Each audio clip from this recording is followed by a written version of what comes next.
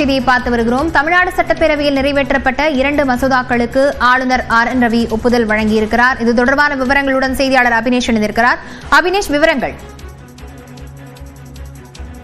தமிழ்நாடு சட்டப்பேரவையில நிறைவேற்றப்பட்ட 2 மசோதாக்களுக்கு ஆளுநர் RN ரவி ஒப்புதல் அளித்திருக்கிறார். இதன்படி 8 தனியார் பல்கலைக்கழகங்களின் தொடர்பாக தனியார் பல்கலைக்கழக திருத்த சட்ட மசோதா மற்றும் தமிழ்நாடு பொது கட்டிட உரிமை திருத்த சட்ட மசோதா ஆகிய 2 மசோதாக்களுக்கு ஆளுநர் ரவி ஒப்புதல் அளித்திருக்கிறார். அதன் மூலமாக இந்த 2 சட்ட மசோதாக்களும் ஒப்புதலை அளித்ததை தொடர்ந்து தமிழ்நாடு அரசு இதழில் வெளியிடப்பட்டிருக்கிறது. குறிப்பாக சட்டத்துறையுடைய சட்டத்துறை செயலாளர் சார்பில் இந்த ஆளுநர் ஒப்புதலோடு இந்த 2 மசோதாக்களும் அரசு இதழில் வெளியிடப்பட்டிருக்கிறது.